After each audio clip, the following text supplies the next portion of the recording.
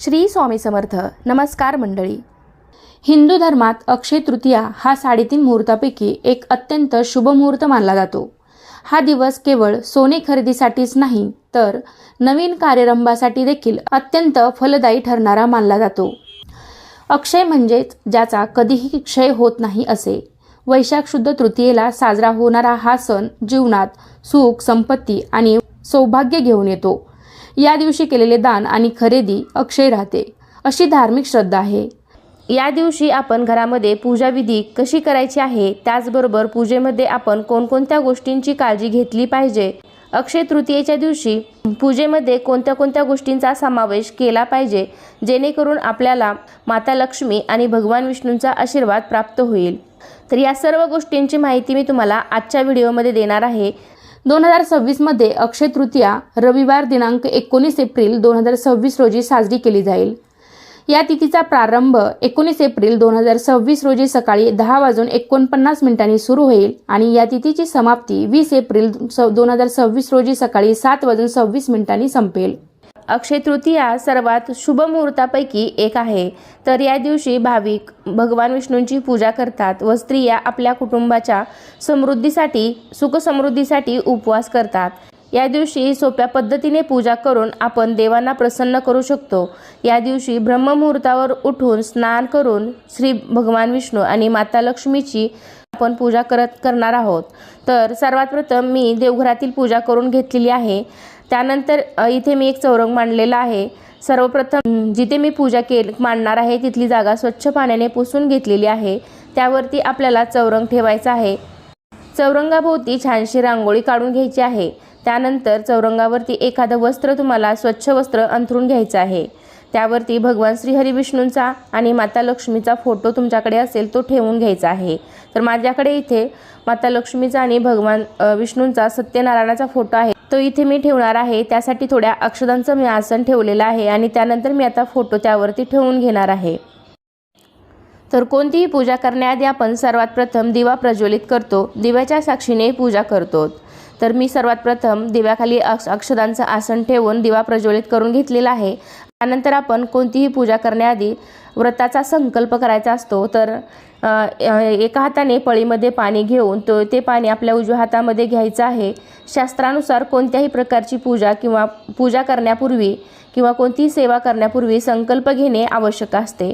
तर पूजेपूर्वी संकल्प न घेतल्यास त्या पूजेचे पूर्ण फळ आपल्याला प्राप्त होत नाही. तर संकल्प न घेतल्याने पूजेचे संपूर्ण फळ हे इंद्रदेवाला प्राप्त होते. त्यामुळे दररोजच्या पूजेमध्ये सुद्धा आपण संकल्प करावा आणि नंतरच आपली पूजा करावी. ओम केशवाय नमः, ओम नारायणाय नमः, ओम माधवाय नमः, ओम गोविंदाय नमः, ओम विष्णुवे नमः असे भगवान विष्णूंची नावं घेत किंवा जप करत आपण हा संकल्प घ्यायचा आहे. आणि अशा प्रकारे 3 वेळा पाणी आपण ग्रहण करायचं आहे आणि 4थ्या वेळेस आपल्याला तामणामध्ये पाणी परत सोडायचं आहे. त्यानंतर सर्वात प्रथम आपण श्री गणेशाची स्थापना करणार आहोत. तर भगवान श्री गणेशांना अभिषेक करून घेऊयात. ओम गणेशाय नमः, ओम श्री गणेशाय नमः. वक्रतुंड महाकाय सूर्यकोटी समप्रभ निर्विघ्नं कुरु मे देव सर्वकार्येषु सर्वदा.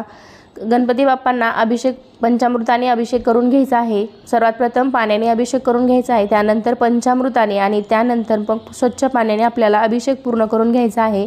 आणि नंतर आपल्याकडे जी विड्याची पानं असतील किंवा मग अक्षदांचं आसन ठेवून गणपती बाप्पाची आपल्याला स्थापना करायची आहे. गणपती बाप्पांची पूजा करायची आहे. गणपती बाप्पांना हळदी, कुंकू, अक्षदा, फूल व्हायचं आहे, धूप दीप दाखवायचा आहे, त्यांना नैवेद्य अर्पण करायचं आहे. तर इथे मी अभिषेक घालून घेतलेला आहे आणि माझ्याकडं इथे विड्याची पानं मला मिळाली नाही, त्यामुळे मी फळांची पानं इथे घेतलेली आहेत. रामफळाची पानं घेतलेली आहेत. त्यावरती थोडे अक्षता ठेवून गणपती बाप्पांची इथे मी स्थापना करून घेणार आहे. तर गणपती बाप्पांना हळदी, कुंकू, फुलं, अक्षदा व्हायच्या आहेत आणि गणपती बाप्पांना सुद्धा मनोभावे नमस्कार करायचा आहे. त्यानंतर आपल्याकडे ज्या काही लक्ष्मीकारक वस्तू असतील, जसं की श्रीयंत्र असेल, लक्ष्मीची मूर्ती असेल, अन्नपूर्णा मातेची मूर्ती असेल, ज्या काही लक्ष्मीकारक वस्तू असतील त्या सर्वांना सुद्धा आपण अभिषेक करून घ्यायचा आहे। तर माझ्याकडे इथे कोणतीही मूर्ती नाही, त्यामुळे मी लक्ष्मीची मूर्ती नाही म्हणून किंवा अन्नपूर्णा मातेची मूर्ती सुद्धा नाही, त्यामुळे मी इथे सुपारी घेतलेली आहे, प्रतिकात्मक म्हणून सुपारी घेतलेली आहे आणि त्यावरती अभिषेक करून घेतलेला आहे। ओम महालक्ष्मी नमः, ओम महालक्ष्मी नमः, ओम श्री अन्नपूर्णा माते नमः, ओम श्री अन्नपूर्णा माते नमः। तर मी जे काही हळदी कुंकवाचं पाणी केलं होतं तर त्यांनी सुद्धा अभिषेक करून घेतलेला आहे, त्यांची सुद्धा इथे स्थापना करून घेणार आहे। यानंतर आपण कलशाची स्थापना करून घेणार आहोत। तर एक तांब्या किंवा पितळेचा तांब्या तुम्ही घेऊ शकता किंवा स्टीलचा असेल तरी घेतला, स्टीलचा तांब्या असला तरी सुद्धा चालेल। तर त्या तांब्यामध्ये तुम्ही स्वच्छ पाणी भरायचं आहे, त्यामध्ये हळदी कुंकू, अक्षदा, 1 रुपयाचं नाणं, फूल हे आपल्याला त्यामध्ये टाकायचं आहे आणि तांब्यावरती तुम्हाला स्वस्तिक काढून घ्यायचं आहे।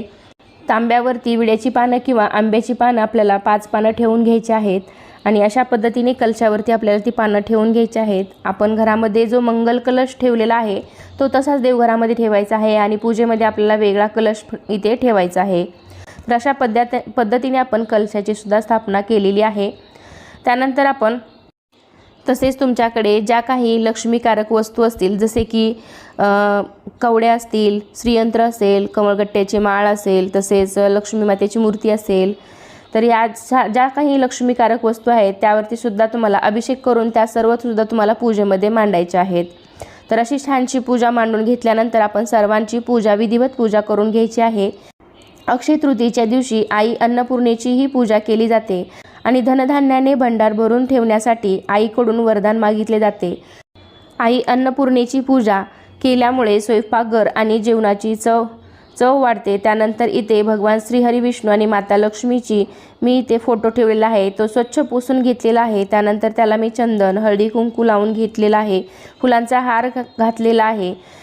अक्षय तृतीयेच्या दिवशी सोनं आणि चांदी खरेदी करणं शुभ मानलं जातं। सोने चांदी खरेदी केल्यामुळे माता लक्ष्मी प्रसन्न होते, पण या महागाईच्या काळामध्ये प्रत्येकाला सोनं खरेदी करता येत नाही। तर या शुभ दिवशी देवी लक्ष्मीला प्रसन्न करण्यासाठी इतर काही वस्तूंची खरेदी तुम्ही नक्कीच करू शकता। त्यामध्ये येतं ते म्हणजे श्रीयंत्र। हे श्रीयंत्र आणि जिथे पूजा करायची आहे तिथे ठेवायचं आहे। असं केल्याने भगवान विष्णू आणि माता लक्ष्मी यांचा आशीर्वाद आपल्या घरावरती सदैव राहतो। त्यामुळे तुम्ही या दिवशी नक्की श्रीयंत्र खरेदी करा। देवी लक्ष्मीला श्रीयंत्र अत्यंत प्रिय आहे। श्रीयंत्राला केवळ धार्मिक महत्त्वच नाही तर मन शांत करण्यासाठी आणि घरामध्ये सकारात्मक ऊर्जा प्रसारित करण्यासाठी देखील हे श्रीयंत्र महत्त्वाचे आहे। श्रीयंत्राची पूजा लोभाच्या भावनेने नाही तर घरामध्ये सुख, शांती व भावनेने करा। या दिवशी श्रीयंत्रासमोर लक्ष्मी मंत्र, श्रीसूक्त किंवा माँ दुर्गा सप्तशतीतील देवीच्या कोणत्याही एका श्लोकाचा पाठ करा, ज्यामुळे आपल्यावर माता लक्ष्मीची कृपा राहील। अक्षय तृतीयेच्या दिवशी लक्ष्मी देवीसाठी त्यांच्या आवडीच्या वस्तू आपल्याला पूजेमध्ये मांडायच्या आहेत, जसे की कवड्या असतील, श्रीयंत्र असेल, कमळगट्ट्याची माळ असेल, ज्या काही लक्ष्मीकारक वस्तू असतील त्या पूजेमध्ये मांडायच्या आहेत। अक्षय तृतीयेच्या दिवशी सोने किंवा चांदी खरेदी केले नसेल तर तुम्ही नक्कीच कवड्या खरेदी करू शकता। देवी लक्ष्मीच्या चरणी त्या कवड्या अर्पण करून नंतर त्या दुसऱ्या दिवशी लाल कपड्यात गुंडाळून त्या आपल्या कपाटात आपण ठेवायच्या आहेत। तर माझ्याकडे अशा कवड्या आहेत, त्या मी ते पूजेमध्ये मांडलेल्या आहेत। तुमच्याकडे ज्या काही लक्ष्मीकारक वस्तू असतील तर त्यासुद्धा तुम्ही ते पूजेमध्ये मांडू शकता। तर अशी ही पूजा आपल्याला अक्षय तृतीयेच्या दिवशी नक्कीच करायची आहे। अक्षय तृतीयेच्या दिवशी या घरामध्ये मातीची घागर किंवा माठ ठेवल्याने देवी लक्ष्मी प्रसन्न होते, त्यामुळे घरामध्ये सुख समृद्धी वाढते असं मानलं जातं। तसेच या दिवशी आपल्याला एका मातीच्या माठामध्ये किंवा छोट्याशा मडक्यामध्ये जे काही मातीचं तुमच्याकडे पात्र असेल तर त्याच्यामध्ये तुम्हाला तांदूळ भरून ते पात्रसुद्धा ठेवायचं आहे। त्या पात्रालाच आपण अक्षय पात्रसुद्धा म्हणतो। तर हे पात्र आपल्याला पूजेमध्ये मांडायचं आहे। तर अक्षय तृतीयेच्या दिवशी असं पात्र आपल्याला मातीचं जे काही भांडं असेल, जे काही छोटंसं मडकं असेल तर ते भरून त्याच्यामध्ये तांदूळ भरून आपल्याला त्यावरती एखादी सुपारी ठेवायची आहे आणि आपण त्यावर हळदी कुंकू वाहून आपल्याला हे पात्रसुद्धा पूजेमध्ये ठेवायचं आहे। पात्राला तुम्हाला सजवता येईल तेवढं त्या पद्धतीने तुम्ही सजवू शकता। तर आपल्याला हे पात्र पूजेमध्ये ठेवायचं आहे. महाभारतानुसार याच दिवशी भगवान श्रीकृष्णाने वनवासात असलेल्या पांडवांसाठी बहीण द्रौपदीला अक्षय पात्र भेट म्हणून दिले होते, ज्याला द्रौपदीची थाळी या नावानेही ओळखले जाते. द्रौपदीची थाळी कधीच रिकामी होत नसे, पण त्यातील अन्न कधी संपत नसे, पुन्हा नवीन अन्न निर्माण होत असे. त्यामुळे वनवासात असताना पांडवांना उपाशी राहण्याची वेळ कधीच आली नाही. हा दिवस पृथ्वीचे रक्षक भगवान विष्णू यांना समर्पित आहे. हिंदू धर्माच्या मान्यतेनुसार श्रीहरी विष्णूंनी भगवान परशुरामाच्या रूपात पृथ्वीवरती अवतार घेतला होता. म्हणूनच हा दिवस परशुरामाचा जन्मदिवस म्हणून सुद्धा साजरा केला जातो. धार्मिक मान्यतेनुसार त्रेता आणि द्वापार युगापर्यंत विष्णू पृथ्वीवरती चिरंजीवी राहिले. महर्षी वेदव्यास यांनी अक्षय तृतीयेच्या दिवशी महाभारत लिहिण्यास सुरुवात केली असे सुद्धा सांगितले जाते. तर या दिवशी महाभारतातील युधिष्ठिरला अक्षय पात्र प्राप्त झाले होते. या अक्षय पात्राचे वैशिष्ट्य म्हणजे त्यातून अन्न कधी संपत नाही. या पात्राद्वारे आपल्या राज्यातील गरीब आणि भुकेल्या लोकांना अन्नदान करून मदत करत असे. या श्रद्धेच्या आधारावरती या दिवशी केलेल्या दानाचे पुण्यही अक्षय मानले जाते. म्हणजेच त्या दिवशी मिळालेले पुण्य कधीही संपत नाही. त्यामुळे वर्षानुवर्ष माणसाचे भाग्य वाढते. त्याचबरोबर अक्षय तृतीयेची आणखी एक कथा महाभारतात प्रचलित आहे. त्या दिवशी दुःशासनने द्रौपदीचा अपमान केला होता. त्याने द्रौपदीचे वस्त्रहरण केले होते. तर द्रौपदीला वाचवण्यासाठी भगवान श्रीकृष्णांनी कधीही न संपणारी साडी दान केली होती. या दिवशी भगवान विष्णू आणि माता लक्ष्मी यांच्या पूजनाला विशेष महत्त्व आहे. या दिवशी भगवान विष्णूंची पूजा केली जाते आणि विष्णूंना तांदूळ अर्पण केल्याने विशेष फायदा होतो. सर्व पूजाविधी पूर्ण केल्यानंतर देवांची अगरबत्ती, धूप, दीप लावून आपल्याला आरती करायची आहे. तर उन्हाळ्यात येणारे आंबे आणि चिंच देवाला अर्पण केले जाते आणि वर्षभर चांगलं पीक आणि पावसासाठी आशीर्वाद मागितले जातात.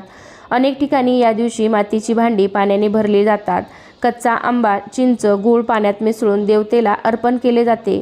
या दिवशी फळं, भांडी, कपडे, जमीन, पाण्याने भरलेले घडे, पंखे, तांदूळ, मीठ, तूप, खरबूज, टरबूज, साखर, हिरव्या भाज्या हे सर्व दान करणे सुद्धा खूप चांगले मानले जाते. सर्वात शेवटी तुळशीला जल अर्पण करायचे आहे. मातीच्या लहान मडक्यात पाणी भरून ठेवायचं आहे. त्यावरती खरबूज ठेवायचा आहे किंवा आंबा ठेवायचा आहे आणि पूजा केल्यानंतर एखाद्या सवाष्ण स्त्रीला ते दान करायचं आहे. या व्यतिरिक्त या दिवशी शुभ संयोग आहे. त्यामुळे वर्षभर दान न करणारे देखील या तिथी दिवशी दान करून अक्षय फळ प्राप्त करू शकतात. या दिवशी देवऋषी पितरांसाठी ब्रह्मादी यज्ञ, पिंडदान आणि अन्नदान करायचं आहे. या दिवशी पाण्याचं मडकं दान करायचं आहे. तसेच या तिथीला जव, तांदूळ, मातीचे मटके, फळं दान करणे शुभ ठरतं. तर या दिवशी देव आणि पितर यांना उद्देशून ब्राह्मणांना उदक कुंभ करायचा आहे. अक्षय तृतीयेला केलेले दान कधीही क्षयाला जात नाही. त्यामुळे या दिवशी केलेल्या दानातून पुण्य मिळते. यापूर्वी केलेले पाप कमी होते. तसेच अन्न साठा वाढतो आणि दागिने खरेदी करणे देखील शुभ ठरतं. कारण या दिवशी केलेल्या कामात बरकत येते. म्हणून या दिवशी चांगले कर्म करावे, दान पुण्य करावे. कारण ज्या प्रकारे चांगल्या कामाचे चांगले परिणाम भेटतात तसेच वाईट कामाचे देखील वाईट परिणाम मिळतात. चैत्रात बसलेल्या गौरीचे या दिवशी विसर्जन करायचे असते. तर या निमित्ताने स्त्रिया हळदी कुंकू करतात. वैशाख महिना हा अत्यंत उष्ण असतो. त्यामुळे अक्षय तृतीयेच्या निमित्ताने मातीचे माठ, रांजण दान करायचे आहेत. मातीच्या माठातील पाणी आरोग्यासाठी उत्तम असते. तसेच फळांचा राजा आंबा प्रामुख्याने अक्षय तृतीयेपासून खाण्यास सुरुवात होते. अक्षय तृतीयेला केलेले नामस्मरण किंवा मंत्रपठण अखंड टिकून राहते अशी मान्यता आहे. याशिवाय अक्षय तृतीयेच्या दिवशी अन्नपूर्णा देवी प्रकट झाली होती असंही सांगितलं जातं. तर अशा साध्या आणि सोप्या पद्धतीने तुम्हाला अक्षय तृतीयेच्या दिवशी अशी पूजा करायची आहे. आणि तुमच्या देवघरामध्ये जर काही गोष्टी नसतील, म्हणजेच काही लक्ष्मीकारक वस्तू नसतील, जसं की श्रीयंत्र असेल, गजांत लक्ष्मी असतील, कवड्या असतील, माता लक्ष्मीची मूर्ती असेल, कुबेर मूर्ती असेल, अन्नपूर्णा मातेची मूर्ती असेल, तर या दिवशी तुम्ही या सर्व मूर्तींची खरेदी करू शकता. या सर्व शक्यच नाही झाल्या तर तुम्ही एखादी तरी मूर्ती या दिवशी नक्कीच खरेदी करू शकता. कारण हा दिवस अत्यंत शुभ मानला जातो. तसेच तुम्ही या दिवशी आपल्या देवघरामध्ये दक्षिणावर्ती शंख नसेल तर तो सुद्धा तुम्ही देवघरामध्ये दक्षिणावर्ती शंखसुद्धा खरेदी करू शकता. तर कसा वाटला तुम्हाला आजचा व्हिडिओ, आजची माझी छोटीशी पूजा मला नक्कीच कमेंट करून सांगा। आणि असे छान छान व्हिडिओ पाहण्यासाठी आपल्या चॅनलला तुम्ही अजूनही सबस्क्राईब केलं नसेल तर लगेचच सबस्क्राईब करा, जेणेकरून असे छान छान नवीन नवीन व्हिडिओ तुम्हाला आपल्या चॅनलवरती पाहता येतील। चला तर पुन्हा भेटूया अशाच एका छानशानी माहितीपूर्ण व्हिडिओमध्ये। तोपर्यंत धन्यवाद। श्री स्वामी समर्थ।